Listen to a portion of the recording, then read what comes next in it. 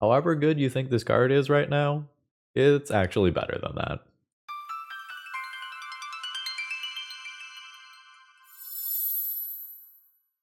Hello folks, Phil Gallagher aka ThrabenU here for another Legacy video, and I've finally gotten a hold of a playset of the One Ring on Magic Online, which, let me tell you, was a little bit tricky because they are about 150 ticks, $150 right now on Magic Online. Yes, more than the paper version. This is the Chase Mythic of the set, and it is going to live up to its name.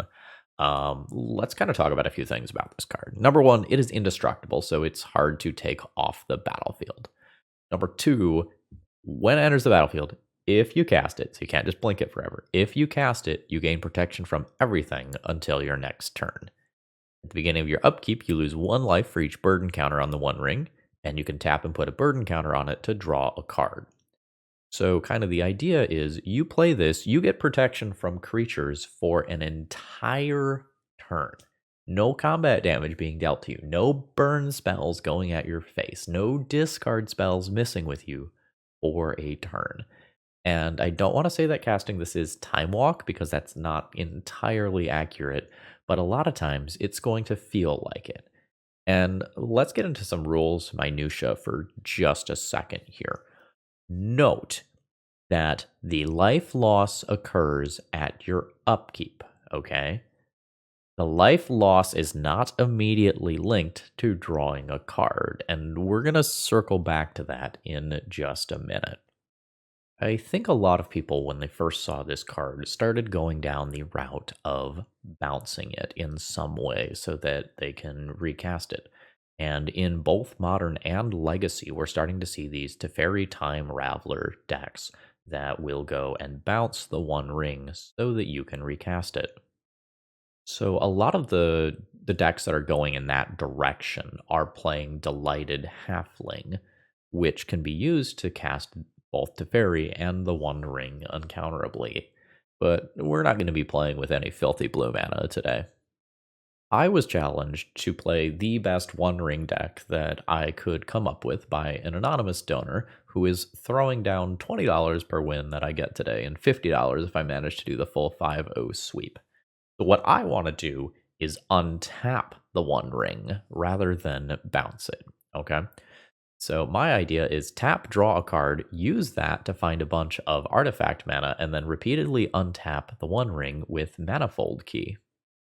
And Manifold Key and friends are going to play very well with cards like Grim Monolith and Basalt Monolith that make a bunch of mana but normally don't untap. We're going to skip that stage entirely.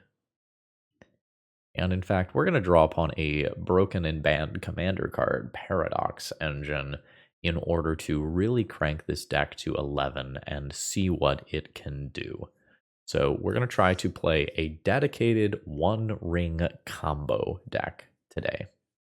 Let's take a look and see what that's going to look like. Now, today's video is sponsored by both Cool Stuff Inc. and Moxfield.com. If you end up wanting to try out any of these cards in paper, promo code ThrabenU will save you 5% on your order at Cool Stuff Inc. So I grabbed this list off of Punishing Waterfall's Twitter. For those of you who've been around Legacy for a long time, Mystic Forge combo has always kind of been this deck that has been floating around like tier 2 of the format since Mystic Forge was printed. It's always been a little bit short of just kind of having enough raw power and consistency to be a real tournament player. A couple of dedicated pilots have gone and done well with it, but outside of that, it's not great. So we're going to be playing a lot of artifact mana today with the hope of quickly getting to one of 4 options. The One Ring, Mystic Forge, Karn the Great Creator, or just doing the whole Urza Saga thing that we're used to being nice and broken.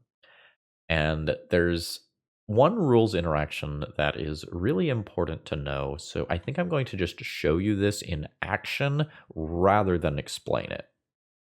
So this is turn 3 of a practice game here. And I have a billion mana. I've got the Paradox Engine in play, so every single time that I get to cast a spell, I get to go and untap all my permanents, which means that I can just make a disgusting amount of mana and put approximately a billion D counters on the One Ring. So, in the fringe scenario where I somehow would not be able to win the game this turn, something that you can do is the One Ring is a legendary artifact, meaning that you can cast a new one and then legend rule it, keep the one without any burden counters. This is something that is super important to the construction of this deck, because if you don't know like this interaction, you're going to kill yourself sometimes where you just kind of fizzle mid combo. By the way, in case you didn't see the turn counter there, that was turn 3 that I was just popping off that hard with, basically infinite mana, infinite card draw, do anything that I wanted to win.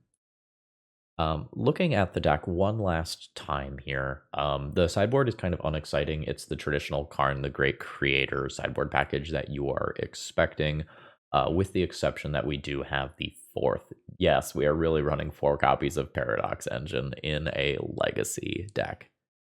Couple of ways we can win here. Number one, we can just cast an Emrakul, and this is also something that exists so that we can discard it to hand size and shuffle our and flash graveyard back into our library if things get a little bit weird. But this is surprisingly hard castable in this deck, and I wouldn't be surprised if we cast one on like turn 2 or turn 3 at some point in this league, just from all the fast mana that we have. Number 2, we can get the Mycosynth Lattice Karn the Great Creator kill, and then we can just Karn plus on any old artifact to kill our opponent at that point, or we can just make a giant walking ballista and shoot our opponent with a construct laser. And that's in addition to just the regular old Urza Saga beats. Final thing that I want to say here, in case you're not familiar with this one, we also do have Urza's Workshop. We are not a dedicated Urzatron deck, so like this isn't going to make crazy amounts of mana, but as the game drags on, this may end up being a soul land or better in some instances. Although honestly, we're hoping to kill our opponents quick and not drag the game on. All right, let's battle. All right, my first opening hand here just has no initial mana source, so is an auto mulligan. Workshop, Opal, Petal, Key. Opal is on.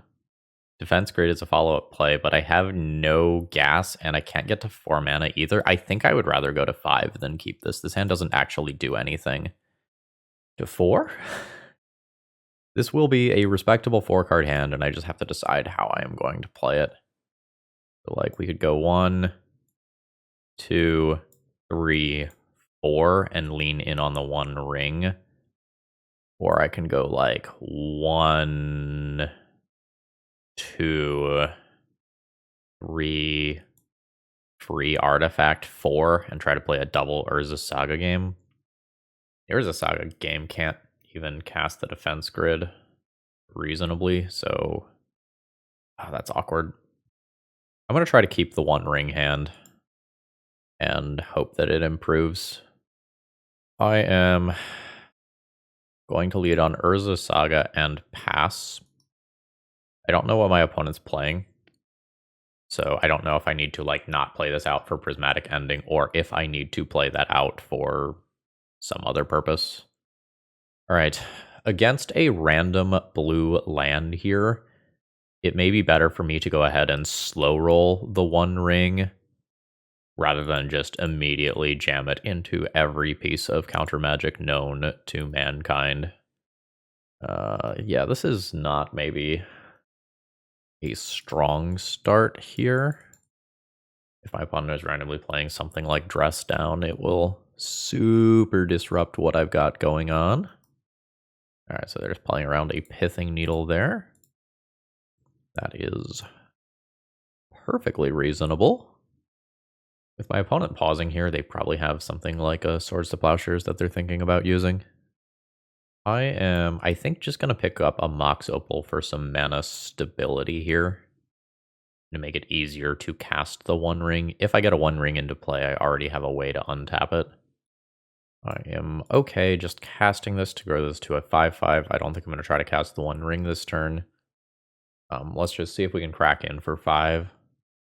Oh man, it's going to be a Terminus. Boo. Alright. Opponent's on 14, but I think I'm about to eat a horrific 2-for-1. Oh no, not Terminus. Hell yeah. Alright, what's going on then? Oh. This is much more tame than what I was expecting. Yeah, let's try to put some more artifacts in play. Let's go 2, 3, Assault Monolith. That got a Force of Negation. Hitching Supreme Verdict. Wow. I only have 3 mana, so I can't cast the One Ring this turn. Let's just go ahead and crash on in there then. Opponent soaks up some damage. They're technically dead on board, but I imagine our opponent has something to say about that. Like, they pitched a Supreme Verdict, so surely they have something else to do, or a second Supreme Verdict or something, right? Yeah, okay. So I am now hoping that my One Ring does resolve. I will... I don't know, I don't need to play around days, right? Like, I would love to play a different land drop, but I don't want to lose Metalcraft immediately. Alright. If this works, I should be fine anyway, right? So let's attempt the One Ring. Oof. So this does kind of punish me for playing the City of Traitors. Yeah, my opponent needed Supreme Verdict and both of those counterspells, I think. Oh, F. Literal miracle, right? There was a fetch in between that brainstorm. Yeah, so my opponent has a 2-turn clock now, so I'm just fully at the mercy of the top of my deck here. I need my next card to be a Mystic Forge or a One Ring for me to attempt to pop off. Alright, yep. So there's Copying an Angel for just a little bit more damage. I will eat 12 and go to 8. And a Prismatic Ending on Mox Opal is not great for me. Alright, so my opponent still has to sacrifice their Angel token, and this does not do me any good. I will concede. That was surprisingly close for my mulligan to, I believe that was 4. And I imagine this is a, for the most part, you sideboard 0 cards deck, unless you are boarding in one of these 7 cards. You just kind of play the deck as is. I am short on initial mana sources here, unless I kind of go all in. Really awkward to go all in. It's so good if it works. Guess I keep it. I have a lot of mana draws that can improve this next turn, but I don't think I can just lead on Defense Grid here. Like, I think I have to just start on this. Alright, so this is 3 mana. Do I attempt Defense Grid now? Just attempt Defense Grid rather than trying to just make more mana? I think so. I think that sets me up better for next turn, unless my opponent has Prismatic Ending. Okay, yeah. So this is Manifold Key. And next turn, drawing any mana source lets me do some gross stuff. Okay, there is a mana source. Go ahead and cast a Lotus Petal. Tap a Monolith. I think I play the One Ring first. Karn's just slow here and very mana intensive. I think I just want some raw cards. And my opponent would need a second Force of Will effect, which they do not have. I will go ahead and just take a card immediately. I don't need to do that now. Although if I do that now, I can make an Urza Saga Construct token in some cases next turn. Okay, sure. So One Ring is now kind of difficult to take off the table, right? At least at any sort of mana efficient rate that doesn't allow me to just cast it again. Yeah, I can very easily take some damage off of this. Yeah, we're gonna do some gross things here. I will go ahead and make a construct token though, just sort of maximize my value. I need a Mox Opal to get things going here. Let's draw this card. Oh, it's more land. I think the first one of these untaps a Grim Monolith for mana. I will go ahead and play a Manifold Key. And a Karn or Urza Saga here. I think Urza Saga. Let's just untap the ring and draw some more cards. Ooh, yeah. Okay, we're cooking with gas now. I think I no longer care about Urza's Saga. Oh, maybe it's still fine to do. I'm going to have a very large number of artifacts that just basically kill my opponent. Let's untap a monolith. We'll go ahead and pay 3 mana to just play another one of those, and I am okay calling it a turn there. Yeah, we just have a gargantuan threat with a card draw engine and the ability to make 2 more constructs very quickly. Well, fuck me. Okay. I guess I cared about the Karn. It doesn't hit all my stuff. So, like, there's that. We're fine still drawing cards, right? Yeah, we're still fine drawing cards. So, 3 Voltaic Key. I think I'll just go ahead and untap the ring here and assume that drawing that many cards does disgusting things. Okay, my opponent is done with me now. They're just out of gas after counterspell, meltdown. Like, counterspell, or sorry, it was counterspell and meltdown, and that just, like, wasn't enough. This deck's strong. I maybe could have, like, farmed the One Ring harder last turn than I did. This is all the mana in the world, but not a single piece of action, so I'm going to go ahead and mulligan this one. I'm just going to assume that kind of just scanning this, that this is a keep. We'll just pitch the Emrakul. Oh, what? This is turn 1, just Voltaic Key pass. Turn 2, the One Ring some portion of the time. This is not turn 1, the One Ring, right? Ancient Tomb, Voltaic Key, Mox Opal, that, 3 mana. Do I need Ancient Tomb this turn? I don't think I need that this turn. And I think I ignore this life to not just immediately play things out into Meltdown. Okay, there's a Prismatic Ending. It's a little inconvenient because now I have to use Lotus Petal to do a thing this turn. So I'll cast this. I think Mystic Forge is the bait spell here. Mox Opal is currently pretty awkward. Alright, we're hitting a Brainstorm in response. Are we resolving? We are not resolving. We got a Teferi, though, for our value, which is pretty good. We're looking to draw any land next turn to play the One Ring. Alright, there's a Teferi just chilling. We're fine with that, bouncing our One Ring. That does not get me there this turn, but is still probably going to be worth playing out. Now a 0-cost artifact gets me there.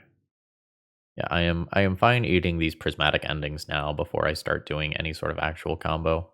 Ooh, I forced my opponent into a situation where they just, like, raw Teferi minused. Okay, cool. Show me another counterspell. You have 2 cards. Ooh, yeah. So let's draw. It's just a city for now. That's fine. Next turn I can probably literally draw and play my entire deck with, like, Paradox Engine and Mox Opal to start it off and the One Ring. Okay, yeah, you can find a cantrip with that. That's okay with me. Yep. So, what am I afraid of? I guess a very, very, very large... Or no, the Ring's Indestructible Meltdown is never going to get that. I mean, there's weird things like Cast into the Fire my opponent could be playing that could exile the One Ring, but otherwise I think I'm good. I'll lose my life. 1, 2, 3, 4, 5, 6, 7. But can cast Defense Grid before Paradox Zone. I'm going to go ahead and just draw my cards now. Cool. I'll go ahead and start here to just make interaction harder. Okay, that got a counterspell, leaving my opponent with 1 card, which probably means that they are dead. So I sacrifice the Old City of Traders, take 2, cast Paradox Engine. Now I get to untap my One Ring. We'll always yield to this. And this is where the fun begins. So, draw 2 cards, float a mana, cast Mox Opal, untap those, make a mana with Mox Opal, draw 3 cards with the One Ring, keep this Mox Opal, 3 mana, play a Basalt Monolith, untap all my things, And this is the point where my opponent is not deterministically dead, but should be dead. So, make some mana, draw 4 cards. Yeah. Absolutely disgusting. Today's video is sponsored by Moxfield.com, which is, in my opinion, the best Magic the Gathering website for hosting your deck lists online. One of my favorite features is that you can create your own custom tags for when you're deck building. So let's say you're building a commander deck and you want to know, hey, how many copy effects do I have? You can just create a tag and sort everything, and there's fun little hotkeys so that you can do this more quickly. So really, please consider checking them out if you are looking to tinker with deck lists online. I think I keep this one, like, multiple defense grids and an Urza Saga, like, topping out in a 1-ring a little bit later on. I think I'm happy enough with this hand. Potentially playing against Doomsday or Death Shadow here. Won't necessarily get to know which one now. Am I fine with working towards an Urza Saga game and then pivoting? Or is this a 1-ring combo game, since I do have both 1-ring and Paradox Engine already? This legit might be a start on Urza Saga, so I can end up with a Mox Opal for 1 extra mana hand if I'm being just completely honest here. Like, I think I'm going to play things out like this and probably just play a defense grid next turn rather than making construct tokens, although I'll see if I change my mind depending on what I see from my opponent. I have changed my mind depending on what I saw from my opponent. Alright, I don't want that second Paradox Engine. It is legendary. But hopefully we can start putting up a wall. Not this turn, though. Ooh, that is very strong here.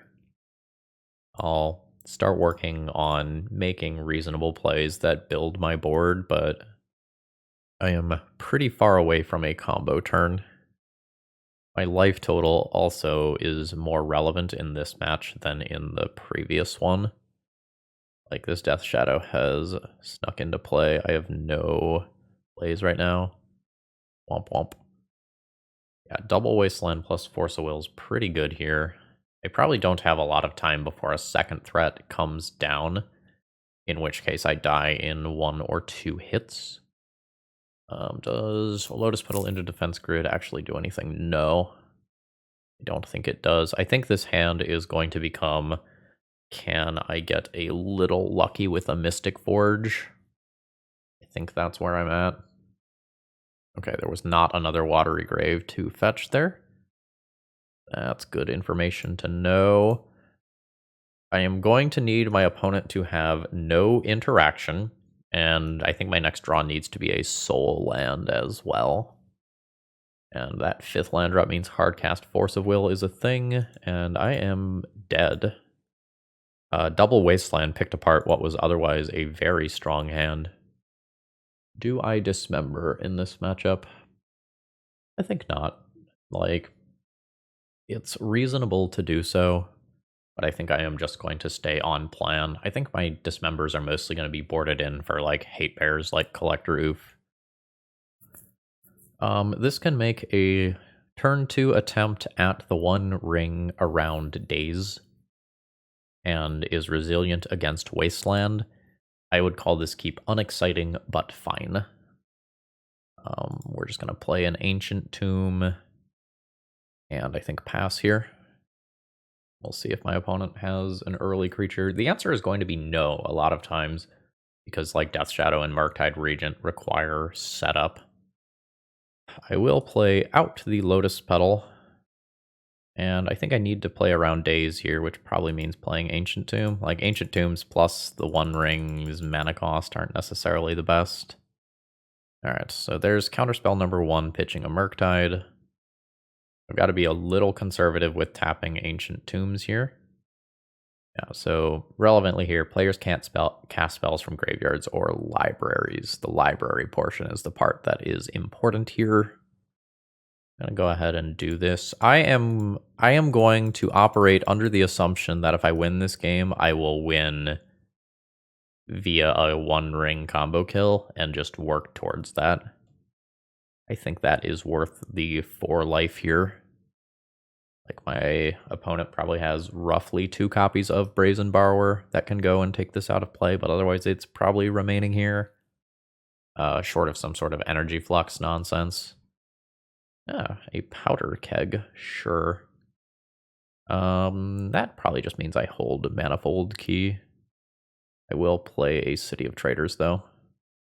We'll see. I think they're leaving. Oh, they are gonna work towards larger numbers. Your Wasteland's annoying. Oh, they are wastelanding themselves to sneak a Murktide Regent into play.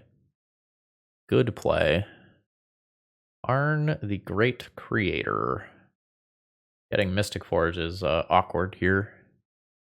Going to 10 with Ancient Tomb is also awkward because like Powder Keg is also just on board.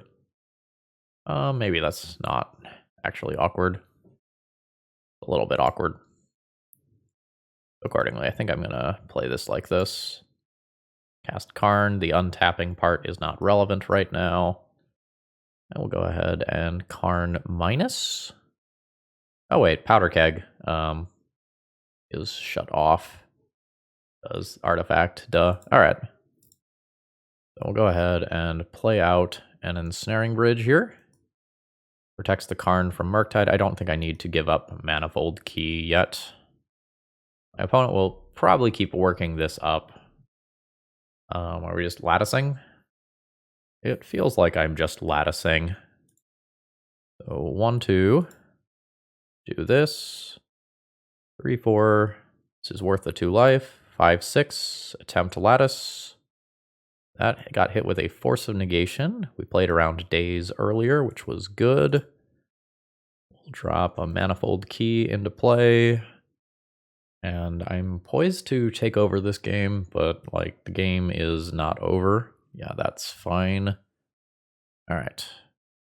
Not a legendary land or anything. That's fine. We will just go ahead and plus this on nothing here. Call it a turn. We can attempt some Mycosynth Lattice nonsense in another 2 turn cycles again. I do have to watch my life total. I don't think I want to expose that. Like, I also just have Ensnaring Bridge. Never mind. Go ahead and plus. I'll make a land drop. I'll hold this because I can potentially do cool things with it later. With just a touch more mana, I start getting into some interesting, like, unblockable stacking Ensnaring Bridge situations or something, but I am not interested in those as of right now. Looks like Powder Keg is eternally staying at 3, and my opponent has conceded. They know that I get Mycosynth Lattice this turn. No sideboarding changes. Alright, I don't think I have enough starting mana here. I just have 2, which doesn't get me to this, so I'm gonna mulligan this one. This hand is quite solid, and I get to make the choice of, like, do I keep things that buff the Urza Saga, or do I keep a secondary threat outside of the Urza Saga? I think I keep this and I get rid of the Karn. But this is where this is my literal second match with the deck, and I don't have any sort of matchup heuristics to know. Like, if I get Thoughtseized, I go on the Urza Saga plan. But, like, Thoughtseize plus Wasteland or Counterspell plus Wasteland kind of changes how good this hand is by quite a bit. I still should top deck pretty well in a lot of cases. I guess we'll see if that's true. So I don't have to worry about Meltdown this time around. So I'm going to go ahead and play out my stuff in a way that just plays around Days and Friends. It's possible I get bitten in the butt for doing this by a fringe sideboard card such as Energy Flux. A Null Rod would be more common, I suppose. Alright. But now I have all the mana in the world. I just need to top deck an Urza Saga or a reasonable threat. This is the portion of the game where I would like to have Karn over Manifold Key number 2. But if the One Ring had resolved, then the Manifold Key was just so significantly better. Alright, opponent's taken some more damage. This just gets held. or Paradox Zone. Alright, I don't love that my opponent is just playing Draw Go with me. It probably means that they are on a highly interactive hand. If I just play this out, it is vulnerable to counter magic. But if I don't, it's also vulnerable to discard. So I guess let's jam. And we can do this all off of Basalt Monolith mana. Alright, there was a long think before casting Force of Will over Force of Negation. I want it in my graveyard rather than my exile zone for the purposes of something like Karn. I should go ahead and untap Basalt Monolith while we're at it. And Orcish Bowmasters. I see the problem now. They were thinking about whether it's better for them to let me resolve this so that they can amass orcs and kill me faster. And another Orcish Bowmasters. This is an angle that I did not see earlier on. If I saw these earlier, I might have gone ahead and boarded in Dismember. But that's definitely a maybe. All right, cool. I dodged the worst possible thing there, which would have been Wasteland. All right. So I will go ahead and grow the size of this Urza Saga. I kind of wish that I had Shadow Spear. Like, having Shadow Spear would just instantly win this game. I might just one-shot my opponent with an Urza Saga token next turn, though. Like, that's very possible. Ooh. Okay. 3 or 5 damage getting in as of right now. Oh. Rough. So I will go ahead and make this token. I'll untap Basalt Monolith while we're at it. My opponent probably ends up cracking this. Taking 5 versus 6 damage is minimally important. I guess I block here. The difference between Brazen Borrower soloing me and not. I take 6, I go to 3. Yeah, this is probably the better block rather than here. Alright, I'm at 3. I can tap an Ancient Tomb once. That's not quite gonna do it. Yeah, having a Shadow Spear, I guess, wouldn't actually stop that there. Alright. Let's try to figure out something to do. I don't think I have anything. I don't know. Okay, they're just gonna blow that there.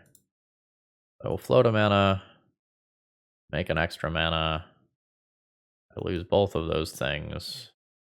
I'll grab one of these, untap a Monolith, play a Mystic Forge.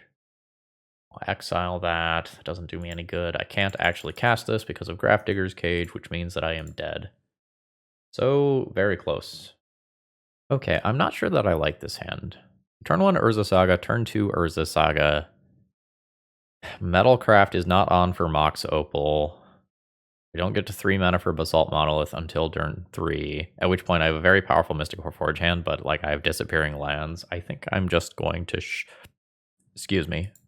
ship this hand and try to do better.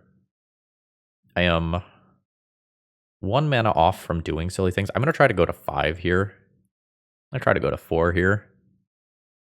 Urza Saga, Manifold Key. Oh, man, this is rough. So I can keep this 4 and play towards the 1 ring winning me this game. Or I could ditch the Grim Monolith and keep Manifold Key and have a more reasonable chance at playing an Urza Saga game, but a worse 1 ring game. Karn always goes back. This always goes back. I'm gonna pitch Monolith. I'm very unhappy about this. So we'll Saga into Manifold Key. I guess I'll hold Mox Opal. I can get punished by like Dark Ritual Hymn to Torok or something. But I really don't want this eating a prismatic ending right now. Like, I'd rather have a key eat prismatic ending. F. Yeah, and this is the fail case where keeping Voltaic Key allows me to get to a 2nd mana with Mox Opal, but that still doesn't really solve my issues. My opponent is presumably a blue Urza Saga deck. Okay. Ooh, this is probably Cephalid Breakfast. Another Mox Opal here. If I float my mana, get Lotus Petal. 1 mana, 1 mana, 2 mana, 3 mana, 4 mana. All right, I get to attempt, but I am not in love with this. But I don't really have another line. So here we are. This is Dazable, Force of Will, Force of Negation, whatever. Oh shit, it happened. Draw a card. That doesn't do anything right now, but it will later. But I could very much just die. Maybe not this turn. Alright, fetch to clear. And presumably play out half of a combo? Oh no, just digging. The Urza Saga next turn can represent Shuko. And I'll be dead to Cephalid Illusionist. My opponent might just be digging for a counterspell to not die on my turn. And it might sound funny that I'm talking about just killing my opponent from here, but it is not that unlikely, right? Because this is a draw 2. Am I just doing a straight untap here? Like, do I want to untap and draw 3? And assume that that gets me to a second mana to string other spells together? I think so. I think I am willing to do that. It fails sometimes, though. Yeah, like that. Frustrating. That's 3 draws at any Lotus Petal, Mox Opal, or land. Might die for that. Now I don't end up with Karn the Great Creator in play, but it felt like that was an acceptable risk. Yeah, so I've used one of those, so that's 3 looks at 24 cards. Yeah, I am supposed to take that chance. Alright, am I dead? Yes. That is very frustrating. Alright, I am not gonna make them click through this. Like, I know what's up. I have 0 interaction. They have the ability to Cabal Therapy and whatnot. Alright, so I have cards that I can consider sideboarding here. I don't know that I really care. Like, I think I am just supposed to try to outspeed them, at least in the game where I'm on the play. In the game where I'm on the draw, I might need Dismember. Like, I think I just had a turn, what was that? Like, I had a turn 3 probably kill there, if I don't miss on that. This is a very strong Urza Saga hand that top decks well. I will keep this. I'd prefer a combo hand, but I think this is too strong to not do. Opponent's going to 5. Alright. Urza Saga. And I think I will drop both of my other artifacts right now. And then, like, next turn becomes the question of whether or not I want to play City of Traders. Drawing a second one. That seems fine. Rather than give up the Lotus Petal here.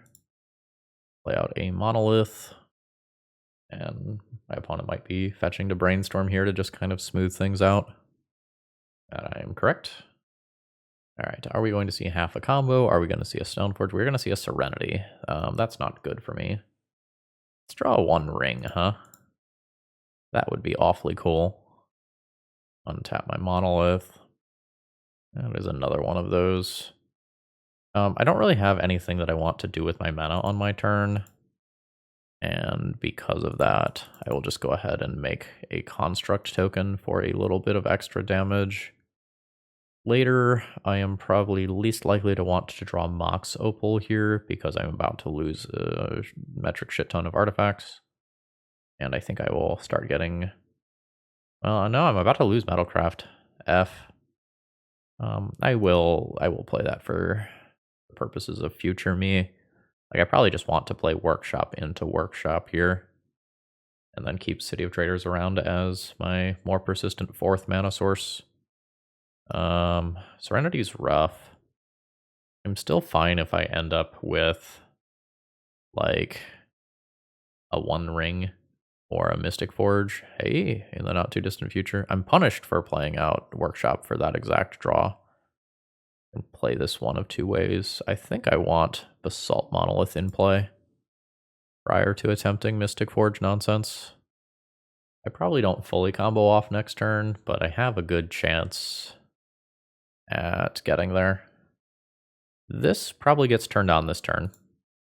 So accordingly, I'm going to play this in the way that optimizes my Mystic Forge turn if this does resolve, but it's awkward if I use this mana and it gets countered like that. Because now I can't easily do this again. I can attempt a Mystic Forge again next turn. Don't have Metalcraft for the Urza workshops as of right now.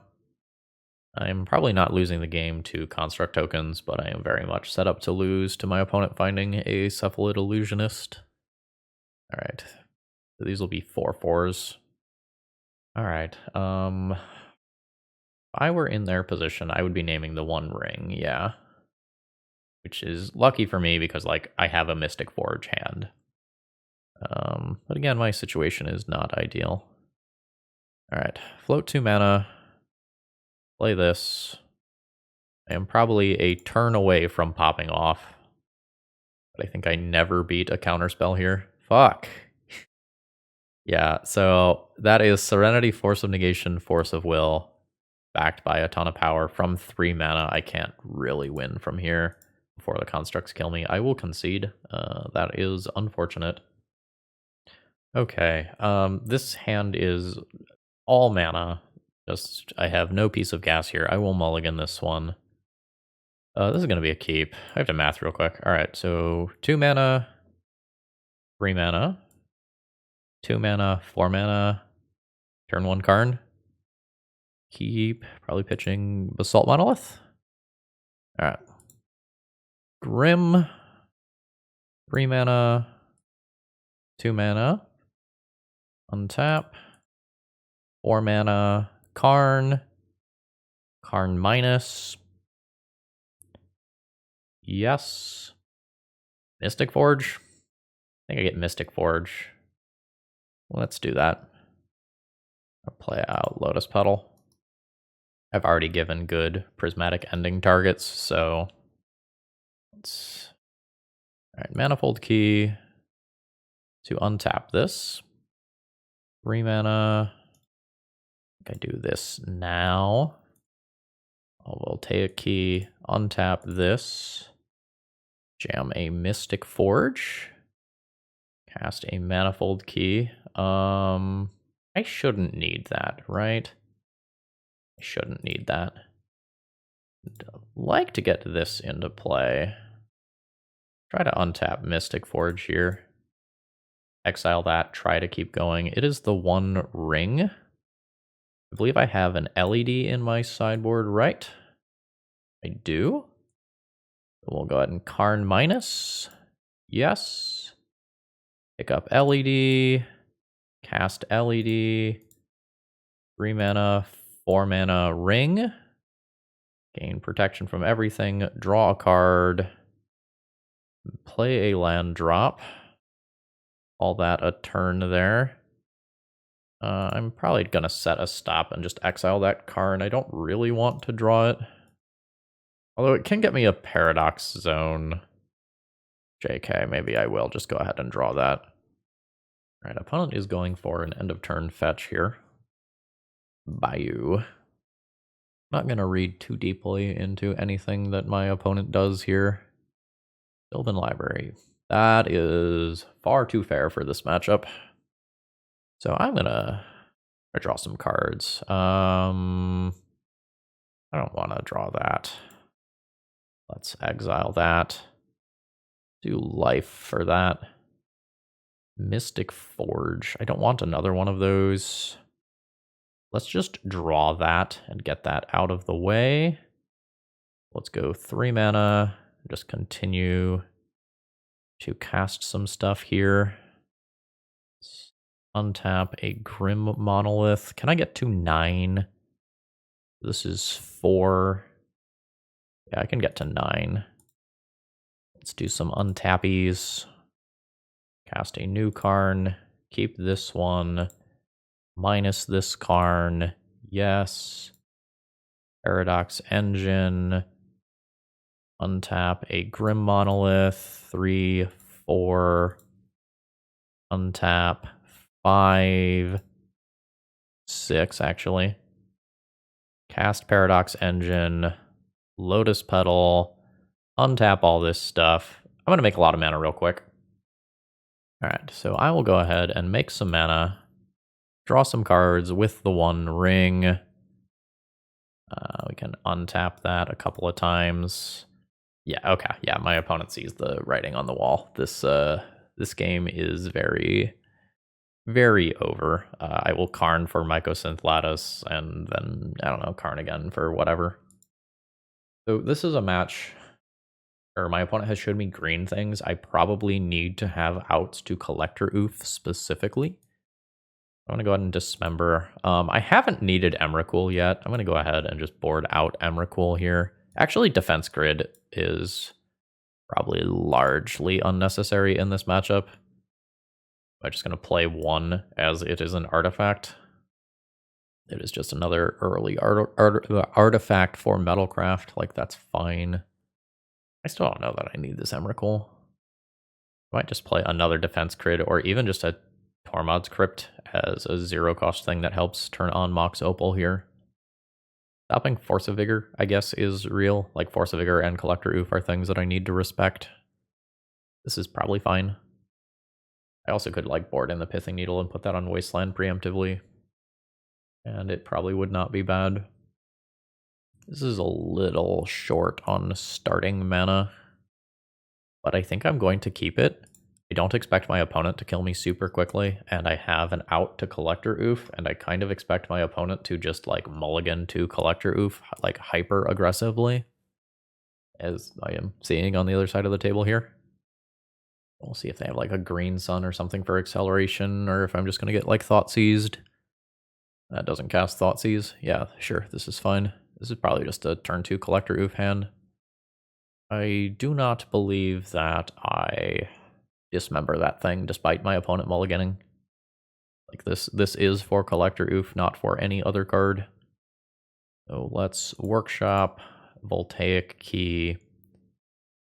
I kind of want to keep this in hand because I have a Paradox Engine, but I am going to play this because, like, my opponent very reasonably could be a Thalia deck as well.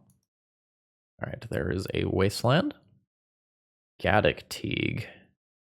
I mean, not the hate bear I was expecting, but, like, very much the sort of thing that I was already playing around. We're going to pivot into an Urza Saga game. And I think because of the existence of Karakas in my opponent's deck, I just dismember now. Although I get punished by Collector Oof. Were that to be a thing that happened. But I think with Ancient Tomb and Urza Saga already, like, it is just okay for me to do this.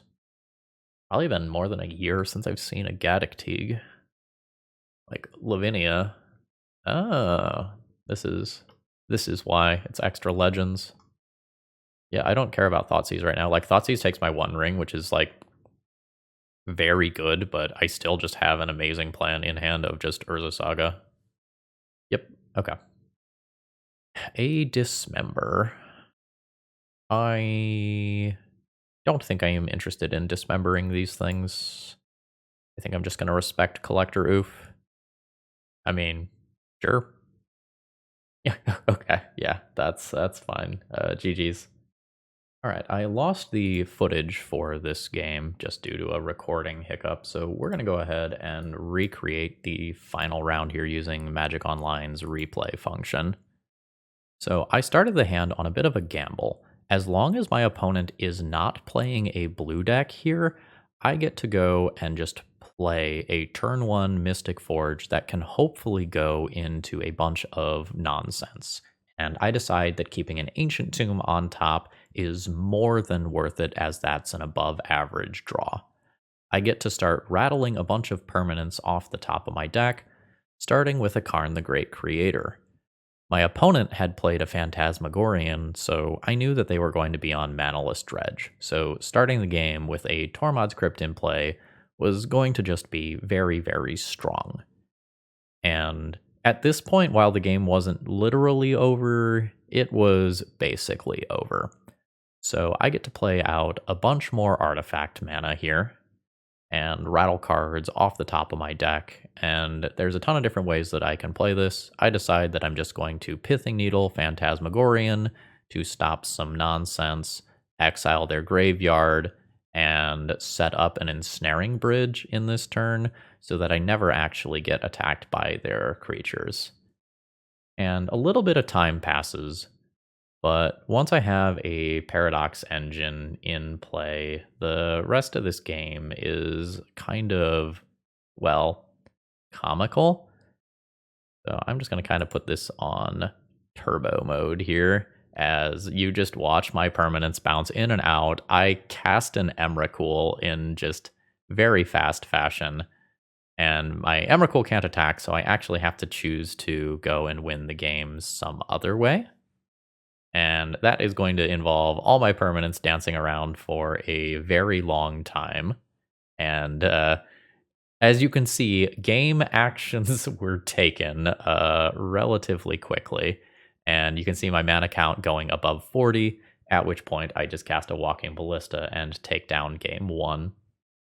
So for the second game, I boarded in Leyline of the Voids, and I did sort of a neat play of opting to only play one of them here, knowing that if my opponent casts something like a Force of Vigor, which ended up happening, that I would want to be able to hard cast the other one. Notably, when my opponent casts that card, they drop 2 cards from their hand, which slows down their whole dredge plan, meaning that I've got some time. Defense Grid is really cool here because this is going to protect another Force of Vigor from removing Leyline of the Void, while also stopping something like a Force of Will from countering Leyline when it comes down. I unfortunately miss on my draw, so my opponent has a chance to dredge with Golgari Thug, but they miss on their dredge, meaning that I get to go and cast Leyline of the Void, and a Leyline of the Void backed by Defense Grid is GG unless my opponent goes and puts in some creatures right there. And ultimately, that means that I picked up a 3-2 in this league. So how do we feel about this deck at the end of the day here? Honestly, this deck feels pretty legitimately broken. And I know I say that with a 3-2 finish, but I want you to think about how many times our opponents had to interact with us in the games that we lost. It was frequently like 3, right? In approximately the first 4 turns, I think my opponent needed to interact with us 3 times, or we powered through a lot of what was going on in the format. And I also want you to think about how poorly I think my mulligans were. The hands that I were dealt in this league were, despite having a ton of mana sources, like I think it's 25 mana sources in the deck, we ended up with a bunch of like no landers or things that could only produce a single mana, when a lot of times having that second mana would be what let us start popping off. I think this deck is very strong. I think especially after you're more familiar with some of the lines that allow you to kind of like go infinite a little more cleanly and easily. Like, I improved at this deck vastly in just a couple of rounds. Like, I learned a couple of things that I needed to be looking for. Taking one last look at the deck list, and let's get Paradox Engine on screen here. I think this deck is quite good, but I think it is going to run into the same problem that a lot of really good artifact decks in the format do, in that the Null Rods, the Stony Silences, the Collector Oofs, the Meltdowns of the format are still very good against you. The Meltdowns in particular are going to miss the One Ring, which is kind of a big deal, but the One Ring is so much better than Mystic Forge is. Like, it's not even close.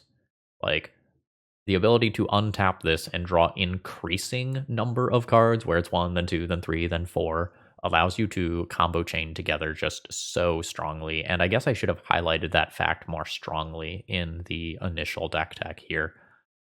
This deck gets 2 thumbs up from me, and I expect the One Ring is going to do insane amount of works in this format moving forward. And we didn't even see like the protection from everything, like logging and like winning games in that capacity this time around. But against creature decks, like that is absolutely going to be a thing that happens. So yeah, I will look forward to trying other One Ring decks in the future. Remember, if you want to submit one of your sweet One Ring brews, all that information is available down in the video description. And if you end up needing to buy some cards, like I don't know, maybe some of these over here, Cool Stuff Inc. promo code ThrabenU will save you 5% on your order for some physical cards. All right, folks, have a great rest of the day. See ya.